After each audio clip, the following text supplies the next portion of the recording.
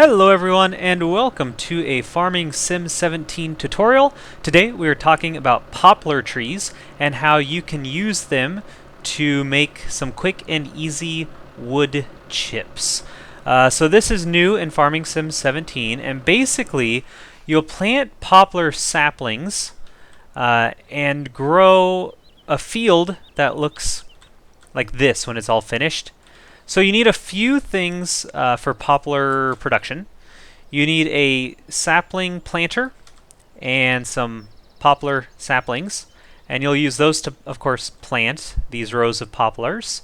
I really hope the word is poplar and not poplar, because that's what I'm going to say for the rest of this episode. Then you also need a forage harvester and this header, and I'll show all this in the shop right now. So, to plant, you need the seeder, right here, the planter. This is in the forestry equipment. And then the pallets are over here in the pallets, and you want the poplar. Make sure you look for this symbol, not, oh, that's weird they don't show it, not the pine tree symbol, but this one. And then to harvest, you need any forage harvester. It doesn't matter which one, it just depends how much power you want. You can see the wood chip symbol there. And then in the harvester header, skip all these, this is all for chaff, and at the very end is this 130FB. You'll see the poplar symbol.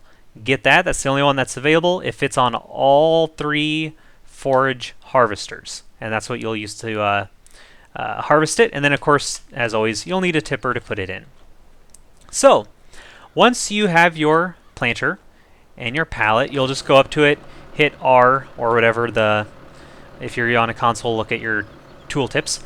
Poplar trees need to be planted in a field, unlike pine trees. Now, if you want, you can hit Y, the Allow Create Fields button, and then you can plant them anywhere you want.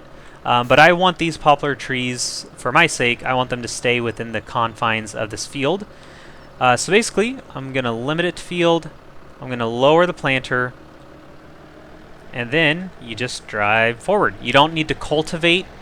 You don't need to, well, I don't think you need to fertilize, and there you are. There's your little poplar rows. And of course, since I want them super straight, I'm going to hire a worker, and I'll show the advantage of that here in just a little bit. So, I know you don't need to cultivate, because you can tell this is not cultivated, it's still working. And I don't believe you need to fertilize, because I fertilized this before. You can tell I already harvested some. I had it fertilized. I haven't fertilized it again, and the fertilized state, the full fertilized state, is still there, which tells me it wasn't used. So you can do some testing on your own if you think you need to fertilize poplar trees, but I don't think you do. I think you just need to plant them and then wait till they grow. So that's how you plant them. The worker will put them in nice rows like this. They'll stay on the fields as long as you keep it limited to the field. And yeah, just let them go, let it grow. Now, to harvest them, you get in your forage harvester. It's a lot longer run than I was expecting. There we go. So the forage harvester itself can't contain anything. Like if I disconnect the tipper, there's no storage. If I go to chop, basically, oh yeah, always. Basically, it'll cut it like this, but it just sort of throws it on. It doesn't really do anything with it. I guess I'm close enough to the tipper that it is, but there. Now I'm just wasting it. Nothing's happening. I'm just chopping it down, but not actually getting anything out of it. So when you use a forage harvester, make sure you either run alongside it, and I'll show that in a little bit as well. But I think the easiest thing to do is just hook a tipper, and then when you pipe out, you'll see the pipe kind of extend over the tipper. Now, with poplars, if you use a worker, they plant it just close enough that you can do 2 rows at the same time. And then if you can get that, then hit H for hire worker, they'll stay right there and kind of double it. Now when they get to the end of the row and turn around, they'll automatically go back to just harvesting 1 row at a time, so you have to manually get them to do 2, but that's just a little tip for you if you want to speed up your production.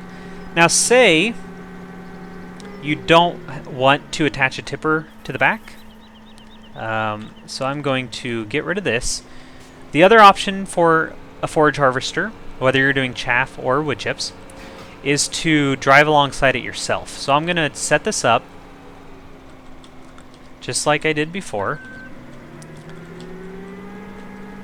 There we go. I'm going to hit H to hire a worker. So I have a hired worker, but that worker's not doing anything yet because they know that it's wasteful to do it right now. So I'm going to get in this.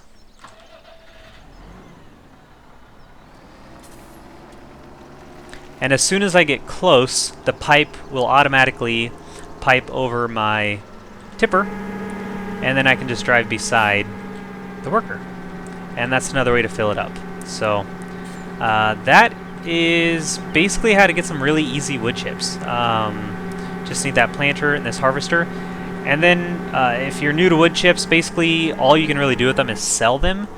So you can either go all the way to, Stanton Sawmill is the only place that collects them, or you can dump them in a big pile like I'm doing until I want to sell them.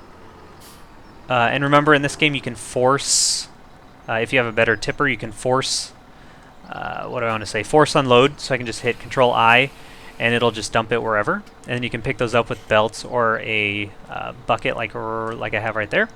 Or, even better, if you can afford it, this Hyzomat heating plant, this is a placeable you can put on your farm.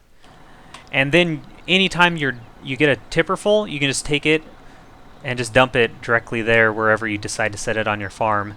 And the prices seem to be a little better than you would get at the sawmill, just based on like very little testing that I did before recording this. So yeah, that's basically poplars and wood chips. There's obviously other ways to get wood chips, but this is the poplar way, and I think probably the easiest. So hope that helps you out with this new poplar wood chip system. If you have any questions, don't hesitate to ask in the comment section below. Leave a like and or dislike, subscribe if you feel like it, and of course, have yourselves a very nice day.